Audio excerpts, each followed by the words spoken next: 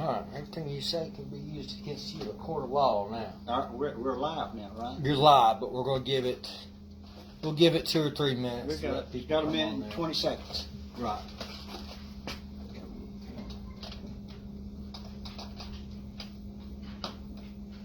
I don't remember where I got that.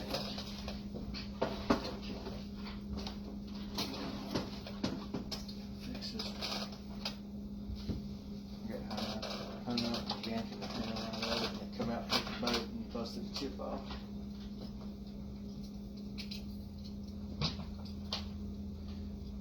And where was it you went with these? The river? Yeah, it's just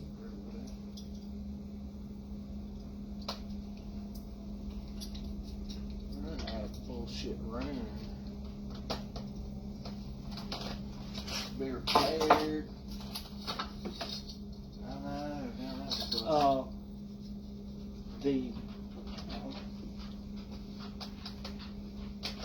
I will deliver all of them that needs to be delivered. Okay. And then I'll just get an envelope and mail them out and get that done. That's a lot of work in itself. Well, I mean, you got to work. I mean, Right. I'm not working. I ain't worried about it. Alright, so we got 6 people on there now. We can go ahead and start here now. As soon as I get this hooked on my shirt. You're going to have to get a new garage. I know. Alright, guys, I'm going to go ahead and start. I'm not going to sit in Don's lap or anything, but I'm compatible. no, not that compatible. Since we started the timeline project and all this stuff that I've been going through and looking at and going through, and for years and years and years worth of pictures all the way back to 1981, you see a lot of the same faces, and they've donated a lot of time and a lot of effort to all the club, not just meetings, but all the events that they did, the Kids Day, the Vets Day, just anything that was needed. Going to the rearing ponds and building nets, and I mean, just all kinds of crazy stuff. You've seen the same faces all the time for many years. And since I've joined the club, every once in a while Don will tell me that somebody's in a nursing home, or we've had a couple pass away, and I feel like it's very important to recognize these people before you wait till it's too late. The club's around 40 years old now, and that's a long time. And we're taking on a lot of new members, which I think is excellent. A lot of people are really excited about muskie fishing and excited about being in the club and learning from the club and continuing on the things that the club's done. So I talked to Don several months ago.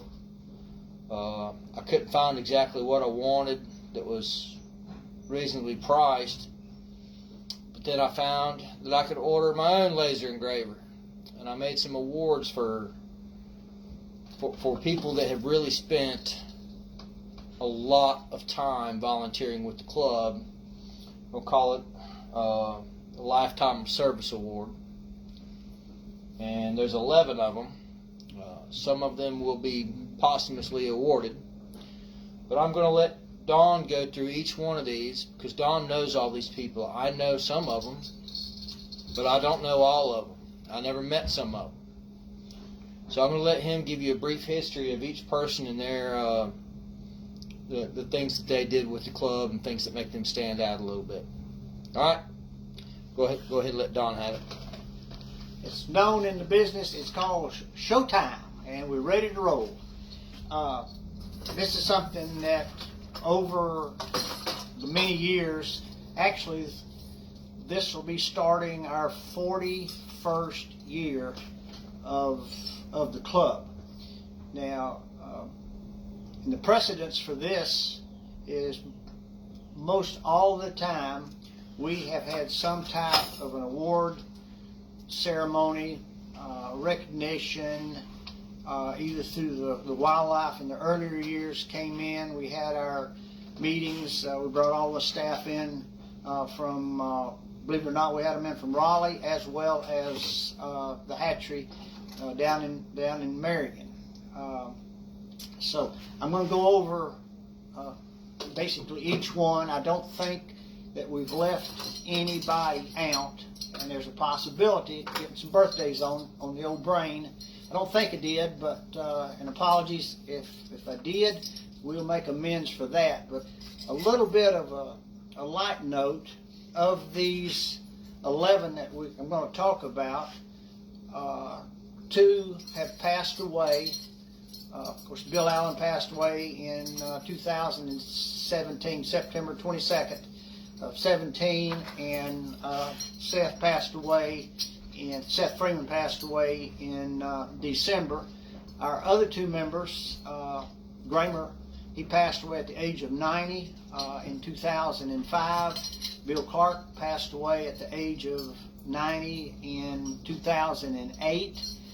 And of one bright note, the only person that's a baby in this group is David Yao.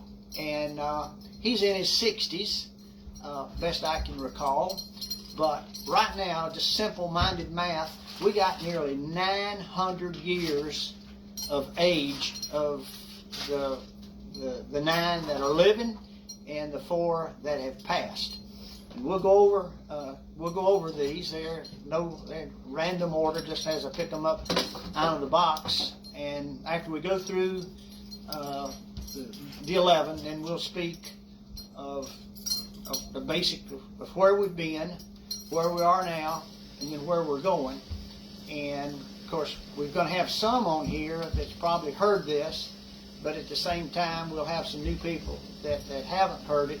And anytime that anybody's got a question on a specific year or something they've got a question on, feel free to call me on the cell phone or send me a message or email or what have you. And a lot of times it'll come to me real quick, and it'll pick my brain and I can get back into it. First one we're going to have here is Lamar Worley.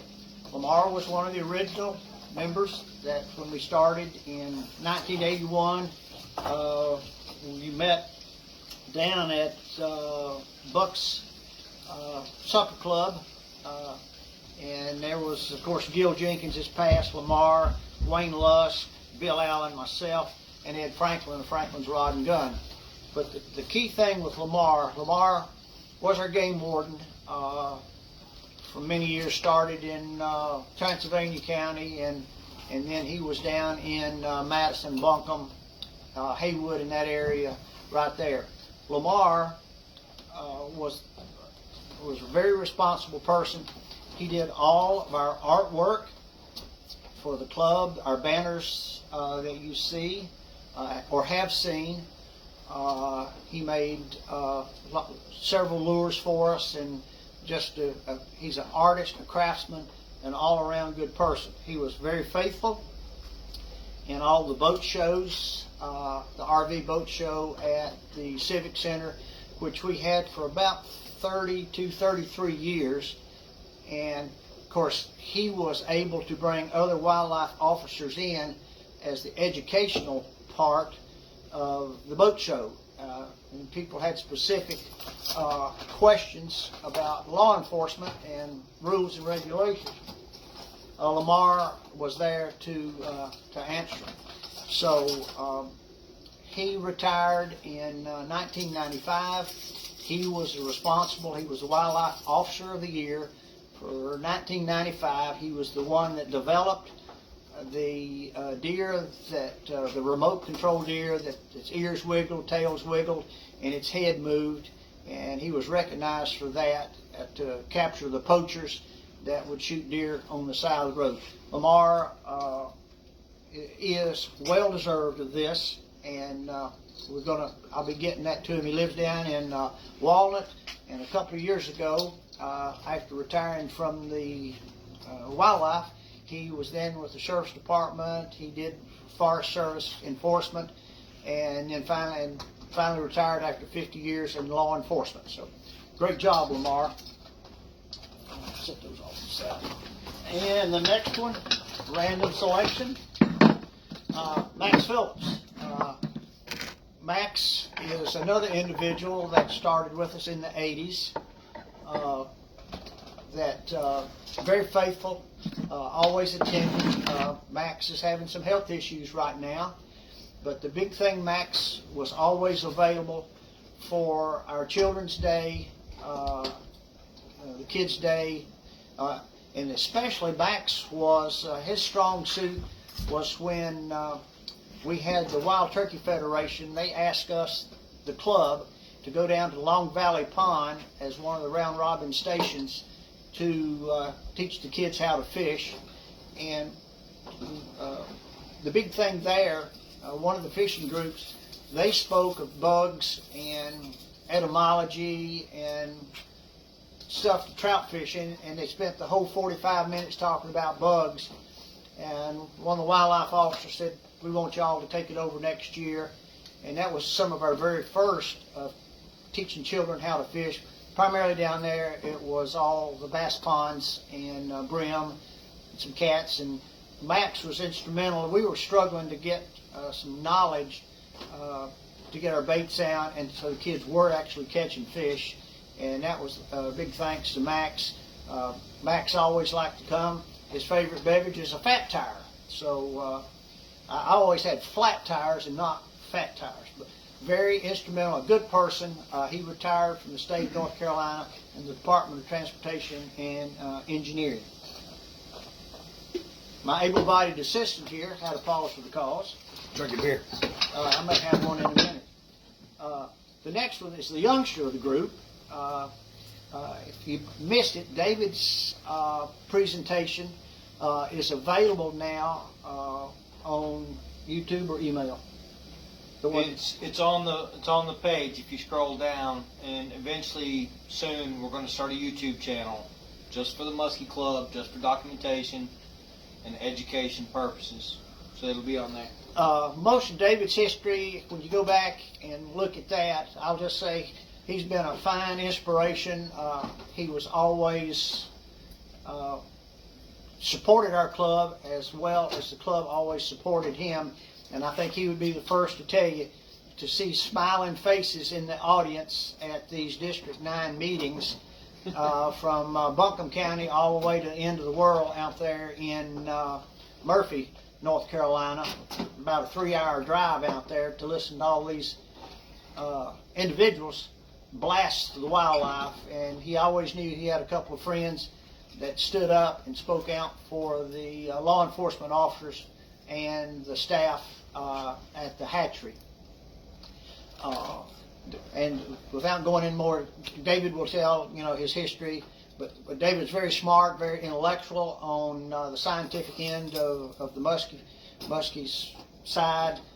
He had a professional side that on the biology. He also had the club side, and he made his judgments were in the best interest of the fisheries. Very well liked, very dedicated, and now he's responsible for the statistics, and we'll go over that in a minute. But David is the one that will be doing our statistics of what the wildlife needs to keep the program going as we have done. We'll address that in a few minutes. My able-bodied assistant has now picked up another one. Put a skirt on. Okay. I'm going to say real quick about David. It should be noted to anybody that's not part of this club, not been around for a long time. David has attended club meetings for years. While he worked for the Resource Commission and after. He's retired. He doesn't have to do this stuff. He does it because he wants to. And he likes us. He might not even like us. He just wants to be there. I got to embarrass him somehow. It's great to have Resource Commission personnel that are that engaged in their job, where they come and be part of a club like this voluntarily because they want to be there, because they care about what they're doing. Props to David. Yeah, thank you, David. Props. The next one is Seth Freeman. Seth passed away untimely at the age of 68 in December. Really a true mountain man. I met him in latter stages of 1981 or 82. He knew the river in Madison County up one side and down the other.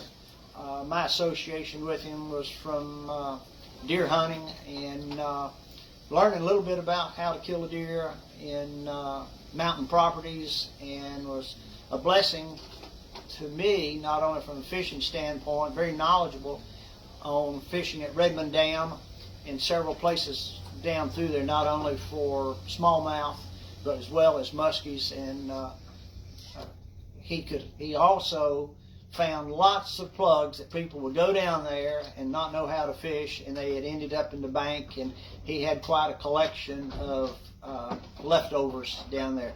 But Seth, for many years, he always paid his dues, always made sure I had him. He was always the first one on the list. But he did not. He was one that he didn't want to leave Madison County. He very seldom left it unless he was. He worked on the Highway Commission crew, motor graders, anything from snow removal, the whole 9 yards. But he is the one that's responsible for really taking in-depth notes, which I picked up when I helped with the family down there. I found his notebooks, and it's interesting to go back and see, even before we needed to know what statistics we needed for muskies, not only from length, depth, width, the lure, where it was caught, how it was caught, and all that. And he was, like I say, very instrumental, and he did not allow the riffraff to take place down there at Redmond Dam, so to speak, and that people down there knew not to mess with Seth Freeman, either on the mountain deer hunting or go down there and ruin the muskies. Unfortunately, he was 68 and passed away in December. Our next one is Carl King. Carl is another one that close to being. He came on board in 1982 or 1983. There's some that would remember him. He's 86 or 87, and he's still got a full head, a beautiful white head, where all of us are getting skinheads now. Carl, to this day, has the head of a 20-year-old, absolutely snow white. But Carl was very faithful. Anytime it was needed, and matter of fact, all the guys here were dedicated in giving time, energy, effort, finances, what have you. Even when we had display shows at the Innsbruck Mall, where he was the only one there, or down at the Asheville Mall when we set up booths, or when we went to some schools, Carl was there with supporting the educational side of it, and then always there, always lending support. The strong suit was coming to Kids Day, Special Needs Day in Robbinsville, with, of course, Al, myself, Ray Hamlin, Carl, David Yao, always there when we needed the 4 to 5 people there. Carl was always there. Carl was a real estate evaluator and was a professional in what he did. Carl now is in a skilled nursing facility on Overlook Road. He is unable to stand now due to neuropathy in his feet. He cannot stand. He is confined now to a wheelchair with that. On the lighter side, with me and Carl, it was a tie.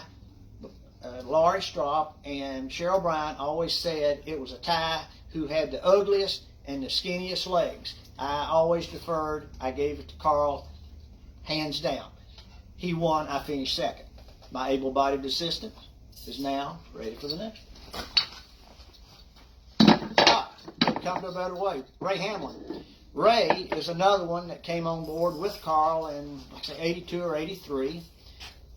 Ray was a professional real estate agent, investor. He's another one that gave time, energy, effort for anything that was needed as far as specifically the boat show, which we were there for 33 years at the Civic Center. Carl and Ray and Bill Clark, they would handle it from 12 o'clock to 5 on Friday, which was traditionally a slow time, and of course everybody was working, and of course they could take off from work, and that was the big thing, is to have somebody there at the shows. And of course Ray was a friend of, I mentioned him only the one time, was John Patterson. And if it had not been for John Patterson and Ray and Carl and their friendships, we had spots that everybody else had to pay for, and had we had to pay, we would not have generated the income that we did from our spots. All we asked for is find us a place in the Civic Center, and we'd bring the people in. And we did, believe it or not. Ray also provided, through the company, rods and reels that we used in Kids Day, and he was one of the original homeowners down at Lake Adger on the Lake Adger board. Kept us informed on what was happening down there, and very instrumental in civic activities with Henderson County on the Westfelt project. He and I attended some meetings with some plutocrats out there of what we needed at the Westfelt project, along with some of us getting together at the Blantyre. We'll talk about Blantyre here in a minute. Ray has moved to Raleigh to be with family and children down there, him and his wife Wilma. He's doing okay. He just wanted to retire, and of course the love of daughters and grandchildren bring you back home. So I'll make sure that he gets this, and a great job from 1982 to 83 till about 2 years ago, when decisions started being made to get near family. So great job from Ray Hamlin, able-bodied assistant. Saved me for last. Next is our big guy, the big man.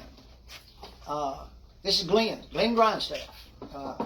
Glenn came on board probably in the 90s.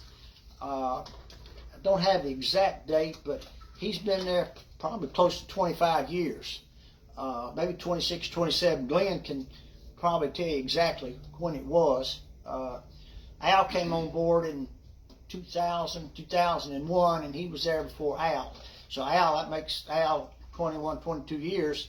But Glenn is one of our most knowledgeable, and we've got a lot of guys that know how to fish. Glenn knows how to bass fish. Glenn knows how to use a spinnerbait. Glenn knows how to sight fish. And the thing about Glenn being a professional instructor in McDowell County, in the educational system down there, woodworker, there's not a person around that has a bad word to say about Glenn Grindstaff. Glenn is one of those guys that as soon as you meet him, you like him. He's easygoing, plus he's knowledgeable. Glenn tells you something, you can take it to the bank. My able-bodied assistant is now checking the telemetry. Evidently, we're still doing good. Just keep talking. He said, keep talking. I don't have a problem doing that. Just y'all probably know that. But Glenn and his late sweet wife, Nancy, they always came to Kids Day. Glenn was the reel repairman, sit there meticulously, take them apart, put them back together. All the little children winding the reels backwards. Glenn never got, perturbed with them. Nancy, of course, great Nancy, she took care of Cassie when we brought Cassie. Matter of fact, Cassie loved everybody, but she really loved staying with Nancy. But very, very, very personable person.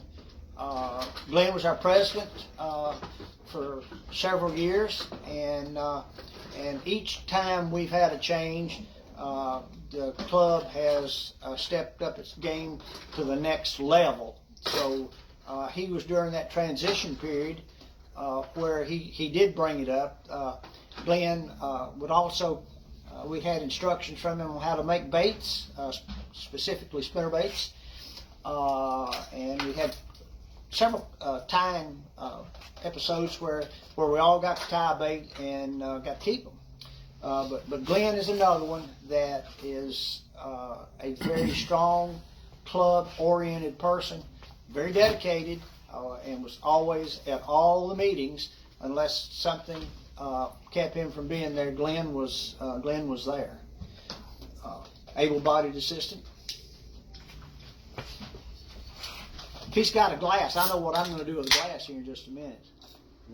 You know, I just want a glass. I'd be really talking wild if I had all of that. Next one is Al. Al Sins. Al came to us from Maryland. He got ready to retire. He decided that, and he made the best choice in his life. I don't know if his wife wanted to come where there was muskies, but he saw, came down here, saw a club meeting in the paper, and then Al continued that, and I call it the Asheville effort. Al was just about that much. But Al is another one who, no matter what was needed, as far as, that's good, whoa, Nellie, that anytime that we needed somebody to do something, as far as always a volunteer from, again, I address the Kids Day, which is the first Saturday in June. The Special Needs Day is the Friday preceding that. The Vets Day, and I would be remiss to send my notes here. I'm just talking with these now. Carl King was responsible for starting the Vets Day from the Charles George VA Medical Center, and we were short some vets there, and my end came with the Veterans Restoration Quarters, and we were at Lake Powhatan in the last 4 or 5 years.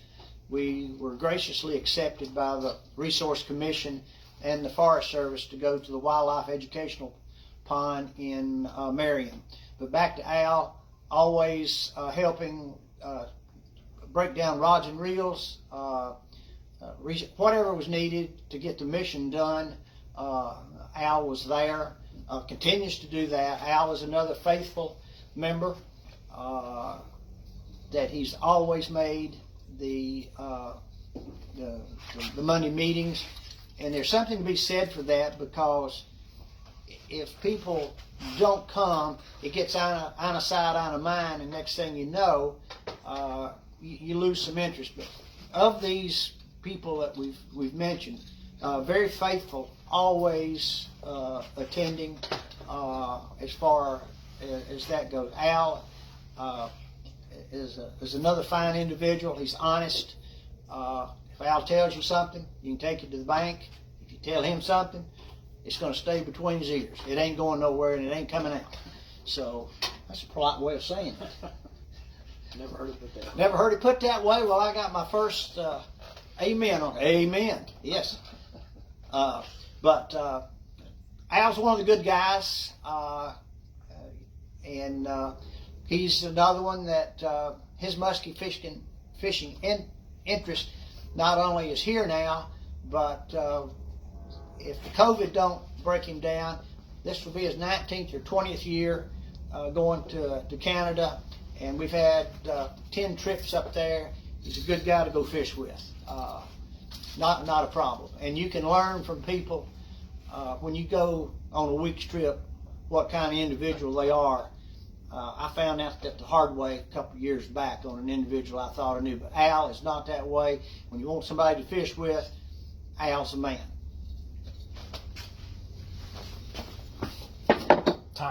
Time out. Take a drink of beer. Wait a minute. There's been a pause for the cause here. I'm packing up for a trip.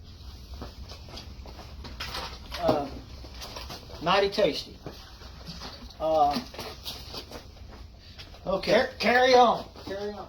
I'll be in the area all day. Carry on. The next one is Ken Bailey. Ken is another one, along with, comes in from way out of town. Don't know the exact year he came on, but we picked up another one from down there, Charlie Dotson. But when you have individuals that are able, Ken comes from Ellenboro, and he would meet up with Glenn, and always faithful to make that trip from down there for many years.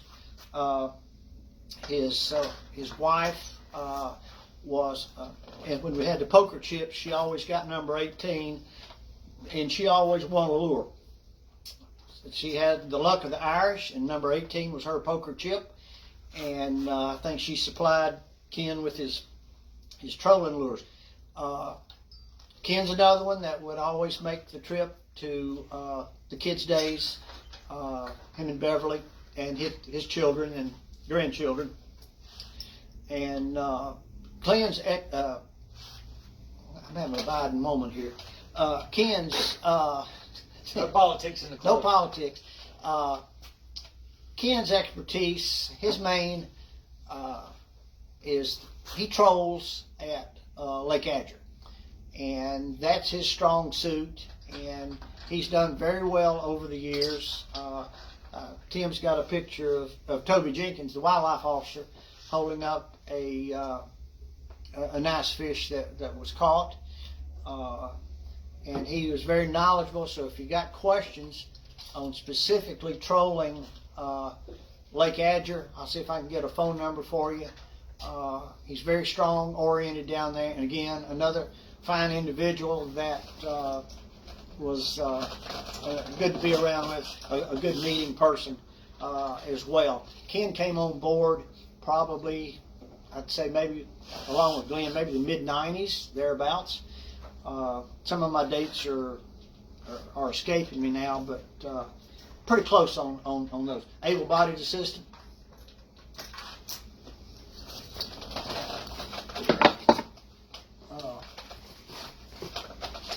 I don't know where that other one is I had. Oh, Sure, right here. Next one is Bill Allen. Bill was with us when we started the club in 1981.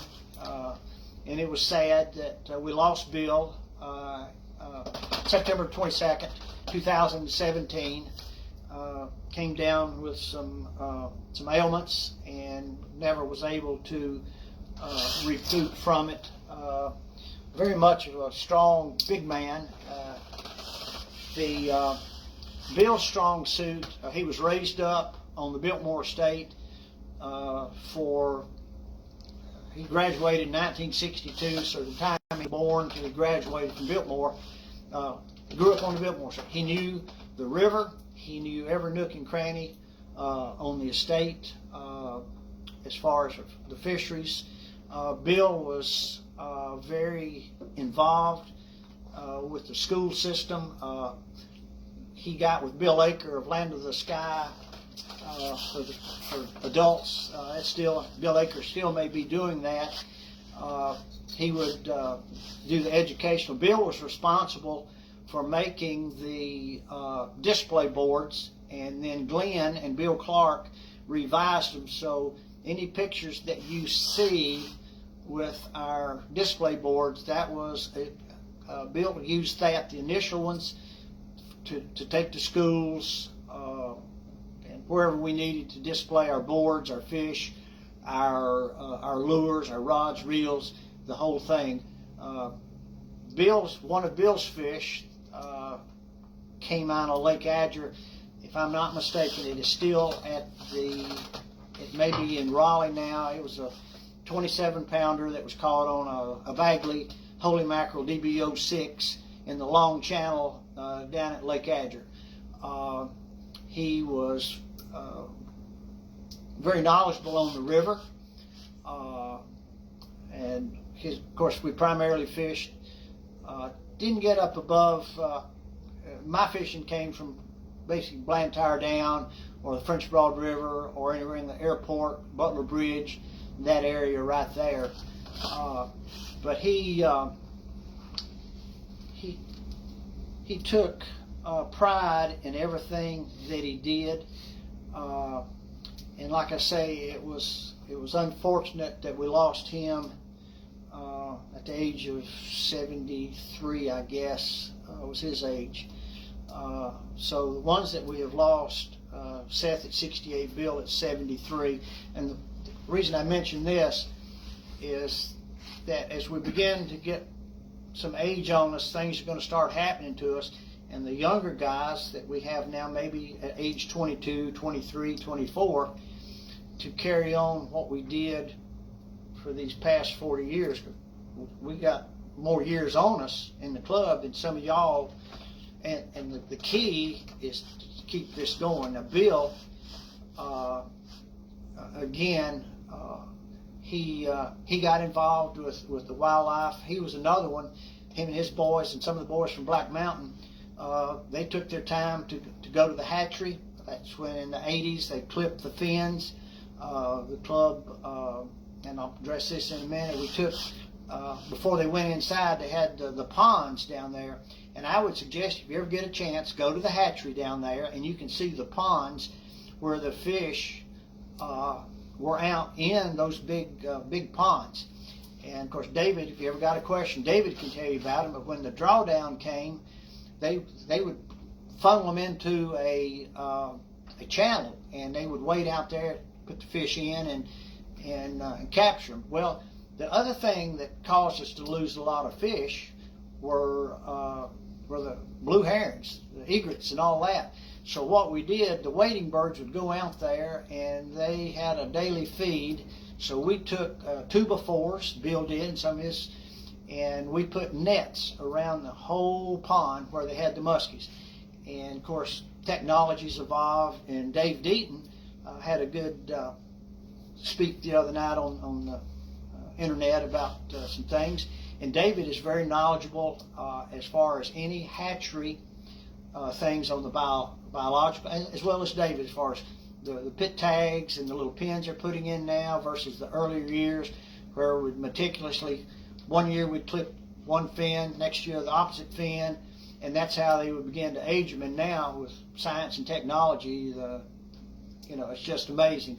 And of course with Amanda and Scott, if you've got questions for them, they can address some of the new telemetry that's taking place and is absolutely fantastic that's going on in the Mills River project. So again, Bill loved to work with kids.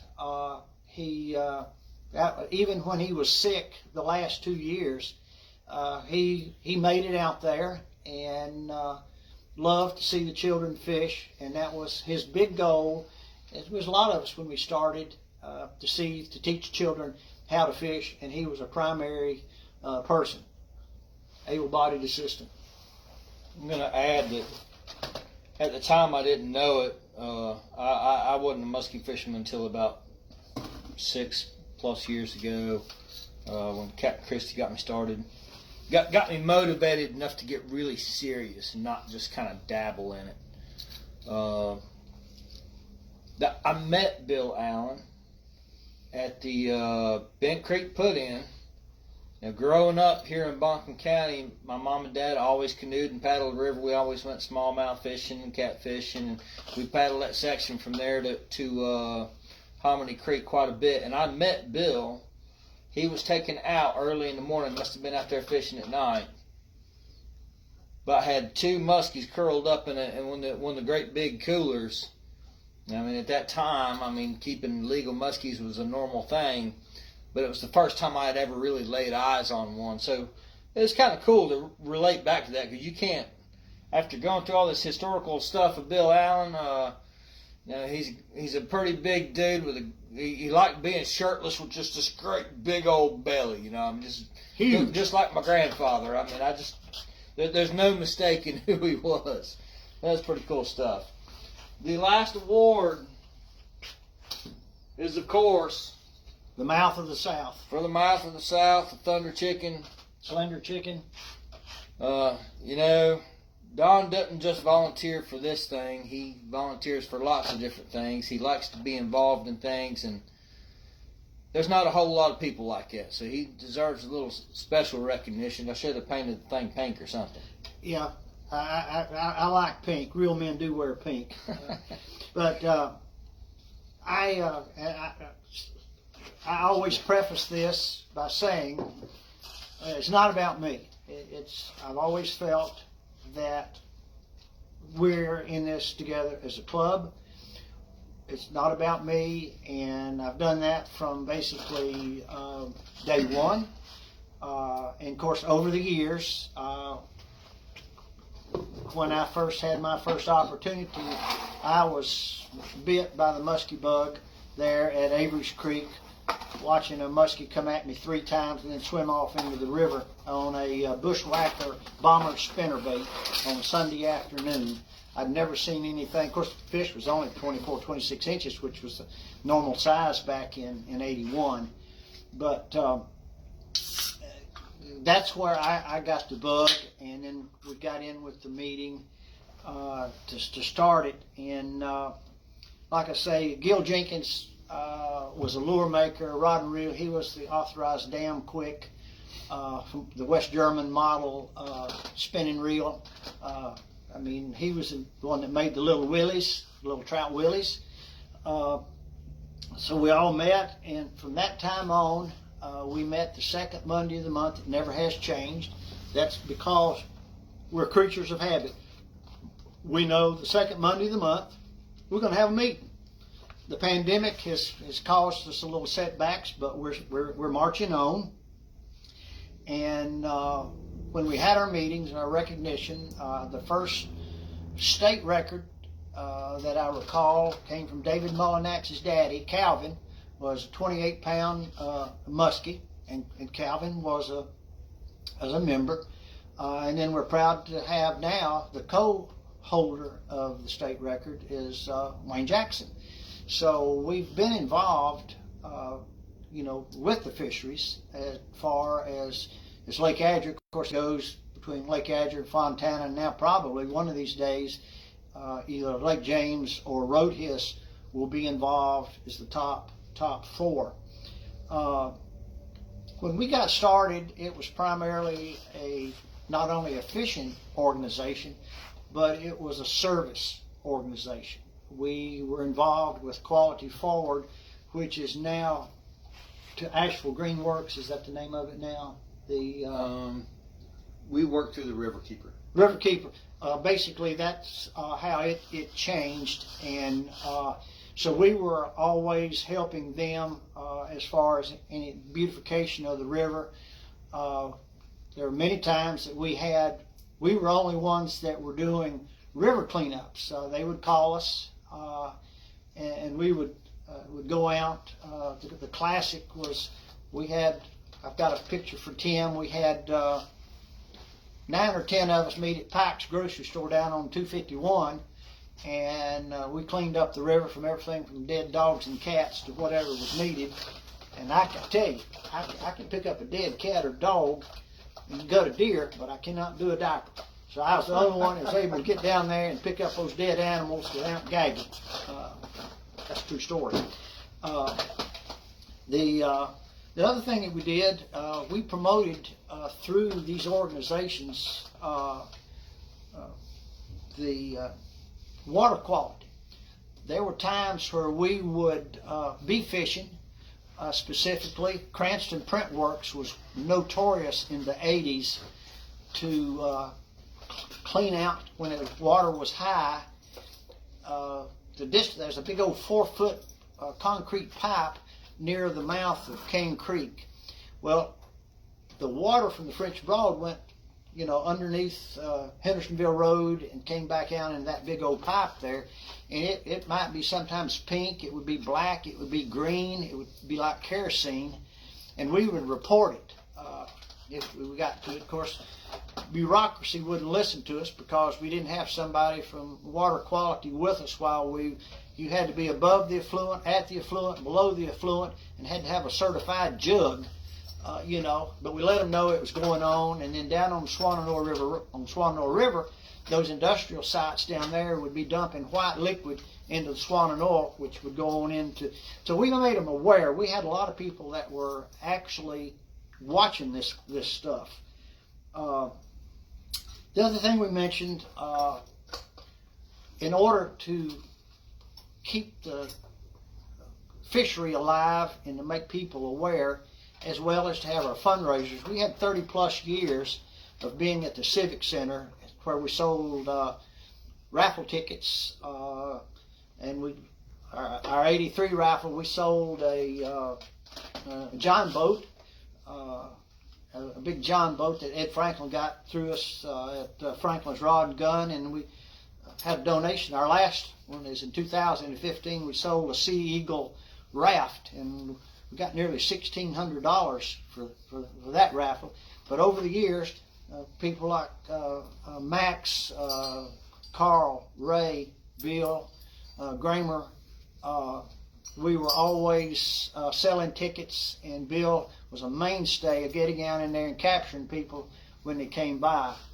A little sidebar with Bill and Gramer, they both passed away at the age of 90. Gramer was the instrumental person drawing up the ramp at Blantyre, and we saved the wildlife over $20,000 of just having that simple slide without, at that time, I don't know if they'll ever make, they don't need one, but it was a primitive slide. But Gramer was responsible for drawing that up, and he was very instrumental in finances for the club. I mean, really financially, probably, he was just like us. He was just a regular down-to-earth person, probably one of the richest individuals in western North Carolina and Buncombe County, but you'd have never known it. He really loved the fishing aspect of it and the camaraderie of all the guys at the meetings. I'd be remiss not to mention John Patterson. John took over from Ward Phillips, who was the promoter of the boat show in 82 or 83, and then that's when we started our raffles to generate club income money, and in all my capacities, the one that I had for right at 38 and a half years was taking care of the money, and I got a report. Paul will be reporting on that via however he's going to do it. But we got 4617.62, I think, is what we got in the bank, not counting the PayPal account, which I'm out in left field on PayPal. But I can handle the checkbook in hard cash now. PayPal, my able-bodied assistant takes care of that sometimes. But John Patterson gave us our space, which those spaces went anywhere from $180 to $200, and so that was a big help. And he also would come out to some of the kids' days and help us. In our fundraising, the way technology is now, and I may forget some of Tim can help me out on this in a minute. We can now generate a club raffle via the internet through Denver, Tim, or Will. Anybody else I'm leaving out on donating the bait? Colin. Others. And who? Others. That we can do in 20 minutes, 30 minutes, versus being there for 3 days, so to speak. And the response for our bait makers are absolutely fantastic. And I will say this, this right here, how good our people are, if you can see this one right here alone up in New York on a Cassadaga and Chautauqua has put in a 51-inch fish and a 48-inch fish in the New York waters. That's good bait. But the other thing is education. We had the round robin by the Wild Turkey Federation. They had a 9-station round robin from deer hunting, turkey hunting, bear hunting, squirrel hunting, grouse hunting, and fishing. And each station was 45 minutes, and that's how we did that for several years till the Biltmore State decided they didn't want to do it anymore. And then all the children got to eat all the game or fish that was caught during the previous year. The Sportsman's Club of Western North Carolina also did all the cooking. Another one I'm about to forget, and I'd be remiss, was Lee Thompson. Lee was always one of the lead sellers. It's a wonder he didn't get killed by anybody from Exxon. He sold all these hundreds of tickets to people. He was an area distributor for Exxon, and nobody he sold a ticket to ever won. But he was always very instrumental. Even though we didn't win, you got to be in to win, and he would always sell a bunch of tickets. And it was, Lee passed away several years ago, but he's another one that was instrumental in helping us out on that. The next one we got is we've got, and it's coming up. I've talked to Laurie. Right now it's in the planning stages. It's all going to be done COVID related to what they're allowed to do. It will be July the 5th, I believe it's the first Saturday. If I'm off on the date, the 4th and the 5th, that's the Friday. That's where they bring 42 children with special needs from Henderson and Transylvania County. This year, the school will not be able to bring them in the school buses, but the parents will be the responsible people to help with their children. We don't have any insurance regulations. We don't have to worry about any of that. The parents are there with them. And we have had those children from the time that they're 5 years old, some of them up to they're 18 or 21. Even the little youngster that was 6 years old, as soon as he got off the bus, these kids' sand buckets, we'd have the buckets out on the dock, and he would come out running, and he'd get every bucket he could get and dump the water into the lake and run around with buckets. Now, that little boy now, probably 18, 19 years old, just sweet children, but they just had some issues. And like I say, sometimes they're a handful. Now, I got to tell you, they don't want to listen to you about casting, so you just, whoever comes, we'll help them. But what we're going to do in the past, the club has provided the rods and reels. We've provided, Laurie provides the bait. Of course, their bait company has changed. And Trout Unlimited has bought the food and cooked the food. Well, this year it's going to be a little bit different because of COVID. And I'm working with Chick-fil-A out in Skyland to get just a box chicken sandwich.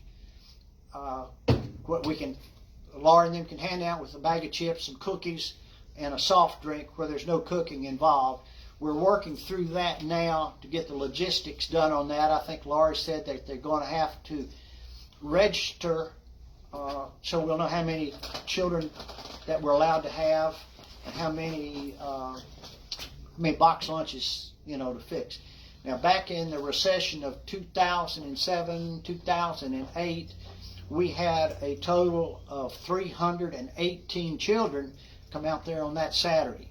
Of course, at that time, we only had maybe 150 rods. I think we could come close to 300 and something now. And with the pandemic and everybody going to the trails, woods, lakes, we don't know what we're going to have as far as that. And of course, that will be limited. That will be with Laurie and that bunch, and we will do whatever they ask us to do. The other thing there, we have always donated, and this is what I say we have for the fundraisers. We provide the shirts we help buy some shirts for the children, and they love the shirts.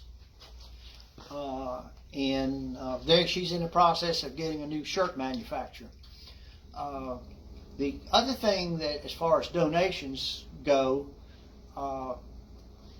and David can probably get closer to this than me. Several years back, we had this hard freeze, I think in December, January and February, where it killed all the guppy minnows that they used to feed the muskies with. And wildlife didn't have any money, and they asked us if we could help out. We not only did it once, but we did it twice. So we donated $1,000, and it was well appreciated to keep the live fish food to feed them. And a lot of other clubs, and this is what I say, to thank the guys in the club, to be able to step up at any time, anywhere, to go help, and again, David, if they needed help, and we've done it every year at Lake Adger and on the river. We got Tim's coordinated the boats. We've coordinated at special points, and you just don't know how much the wildlife appreciates that, because all they have to do is get the fish. They know how many fish at each point, and it goes just like that, and it really helps out as far as the productivity of the fish living. So those are some of the things that when people say, what do you do with that money? Well, that's two big instances over the years. And then to be able to provide the kids and have rods and reels. And then we also got the wildlife to make a change in the ordinance to, they were letting everybody have 7 fish. Well, at that time, they were catching fish. The lake kind of changed that, and we had people waiting on rods and reels, so we got them to change it back from 7 fish to 3 fish. And after a while, kids get tired. All they want is the hot dog, see Smokey, and they're ready to go play in the dirt.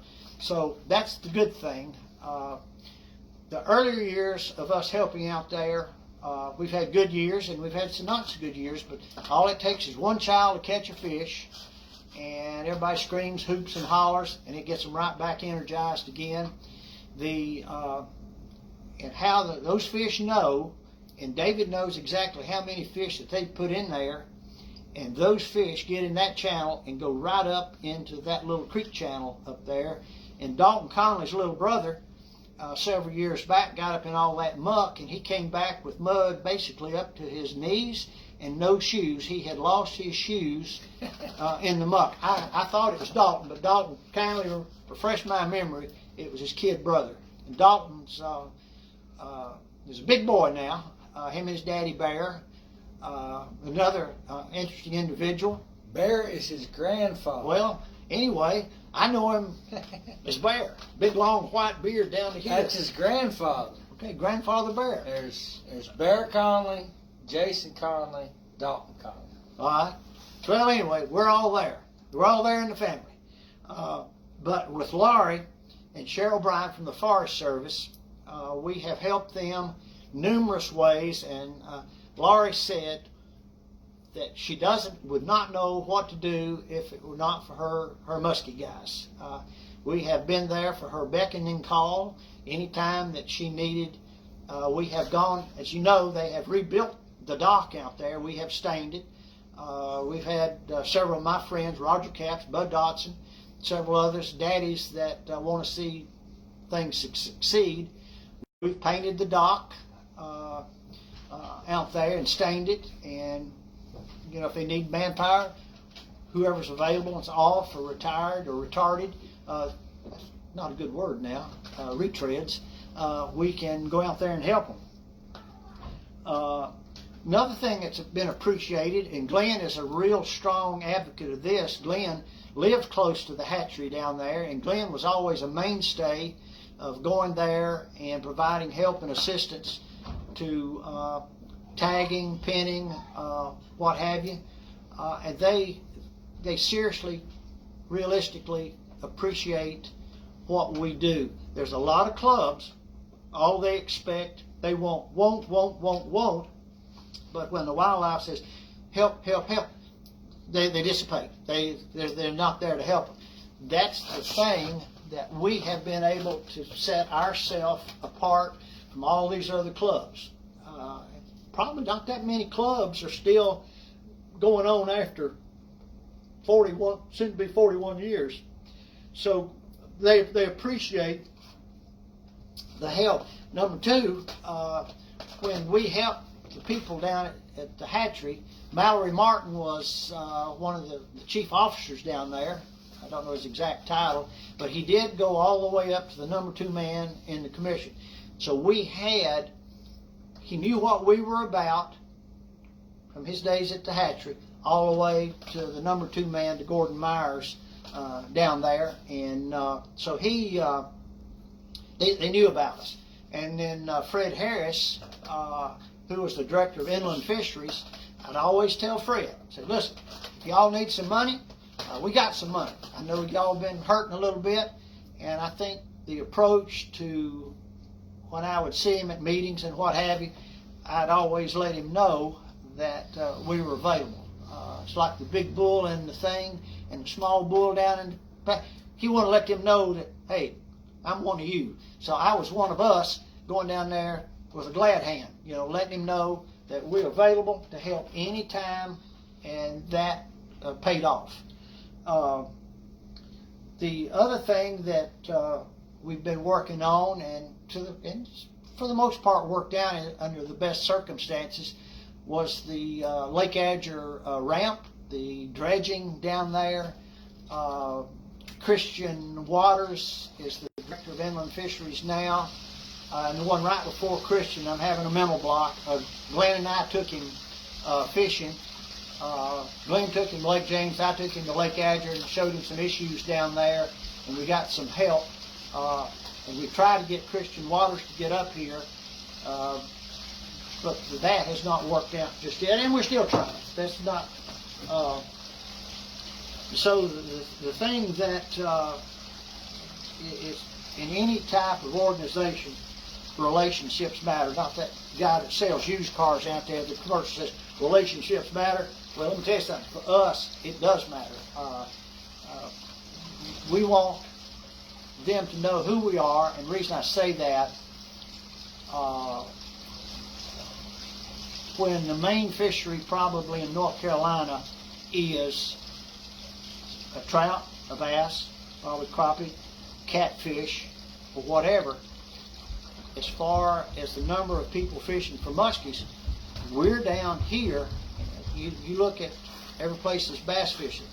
My point there is it's a costly program, and when they can stock a trout, we'll say for 75, this is old numbers now, I don't know, I'm sure the relationship is still the same. 75 cents to stock a trout from an egg till they put him in, okay? At one time, it was $3.75. That's manpower, guts, feathers, and all. From the time an egg till the time they were stocked. And it don't take a rocket scientist to figure in this day and time, when the bean counters and the pickers down there start looking at money, what can they eliminate? Well, they're going to look. We've got probably 42 specifically in the club. And then now with the, YouTubes and all this, we got a lot more people that are interested in fishing. And of course, back in the day, Alexander Graham Bell and myself, they'd call Raleigh, and they would have me talk over the phone to someone. Now you go on the tube, and here we are, So, like I say, you got to keep in the forefront. That's the reason why I brought up. We've got all these guys fishing now. It don't take much when you've got wherever the phone is. All you got, there's an app. As soon as you're coming in, put in what you had. Tim can reinforce what we've got. Amanda or Scott, just the basic information, and that's what helps that's what the biologists need. And if we don't, one thing I want to leave in everybody's mind tonight, the success of the future of the program is what we do with the details that they're asking. It's not that much. It's not that much. They don't want to know what your honey hole was. All they want is the length, okay? The body of water, and the French Broad goes from Rosamond to the Tennessee line. You don't have to tell anywhere where you got it. You don't have to tell what kind of special lure it is. You don't have to tie a pink ribbon on the tree to show them it's right there. That boy, Josh. Side joke. So it record it. Did you catch a fish? Did you release the fish? Did you have a follow? Number of hours fish per person. The guides, when we started, there was not a guide on the river, and there's quite a few of them on there now. And we now have a decent amount of guide involvement. Gavin, and with our own Ryan Bednar, I appreciate those guys stepping in and returning back to what's been given. That's going to be really beneficial to this project, because those guys put in a lot of hours, and those hours are now being turned in. So that's good stuff. And they judge, and this is the one that I accepted this that night on behalf of the club. I was nominated and selected through the whole state of North Carolina. I was selected as a recipient for the Governor's Award for the year 2016, the Volunteer of the Year for the state of North Carolina. And of course, at my table was Fred Harris, Cheryl, Argotti, and David was down there. And of course, nobody told me I had to speak. I thought I might be a politician, but I did have to make a speech. And I'll tell you a little sidebar real quick. I can't leave without saying something. When I was in school, my parents wanted to know what I was going to be. So what they did, they took a hid in the room, and they put a fifth of liquor out on the table. They put a Playboy and a Bible. They said, well, one of those three things right there, we'll kind of judge and see what he's going to be. Well, I came in, I took a big slug of Jack Daniels, had the bottle, had the Playboy, and went and got the Bible, and they said, by gosh, he's going to be a politician. Well, I never did make the political field.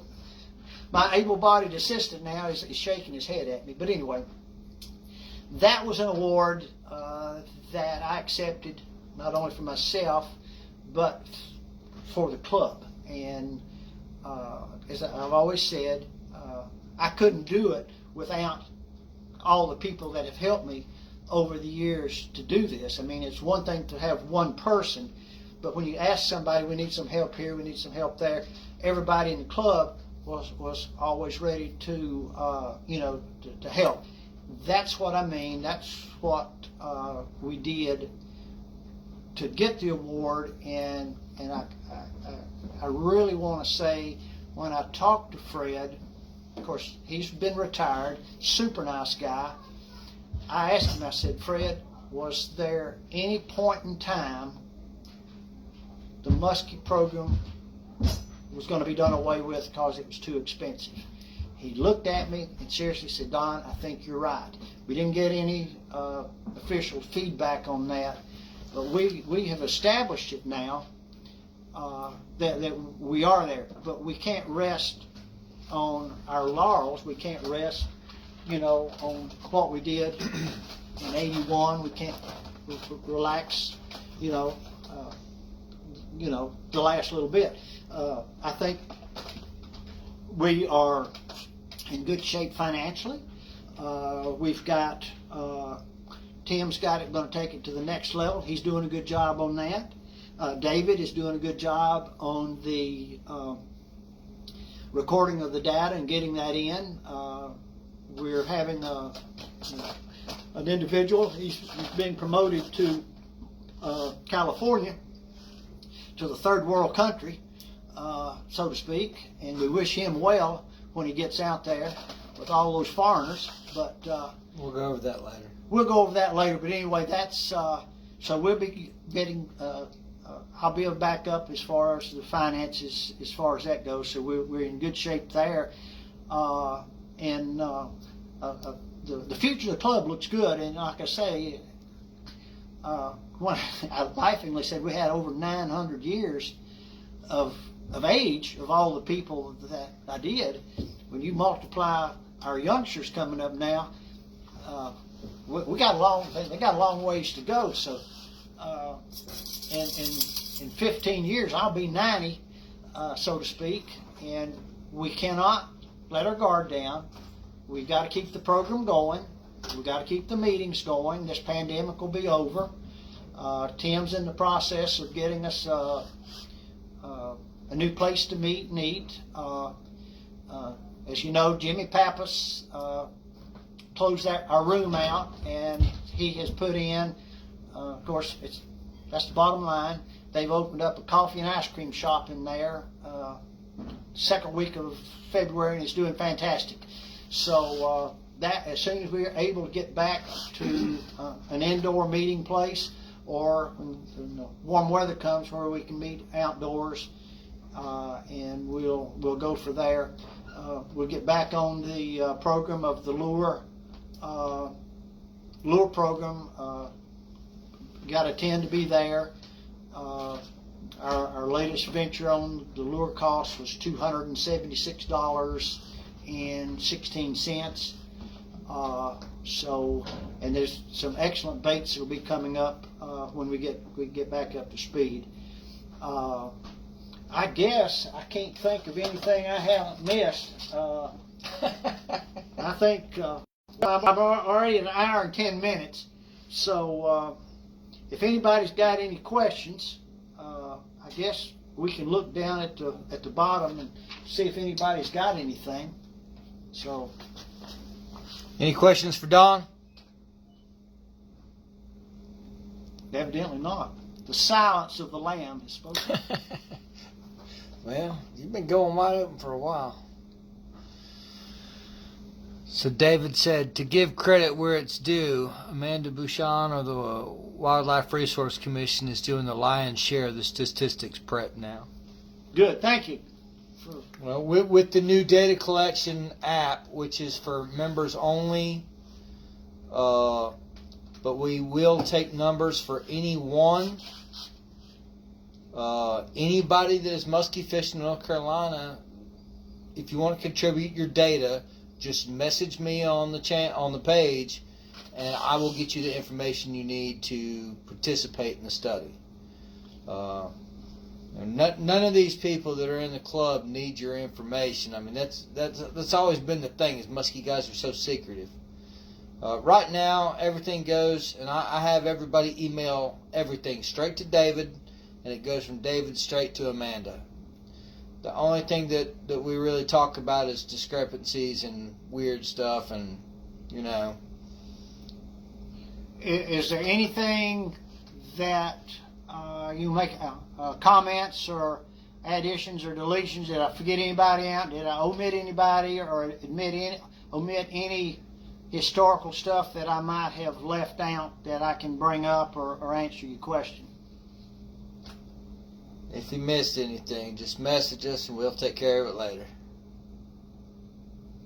If you guys can't tell, it's been a while since he's been able to talk that much. Oh, long no. I talk to the mirror every morning. I practiced all week for this. I got one other thing. A couple of my friends on there. Do you know why crabs do not donate to charity? Jesus. The answer is they are shellfish. I'll leave you on that one. All right, guys. I'm going to shut it off after that. Good night, everybody.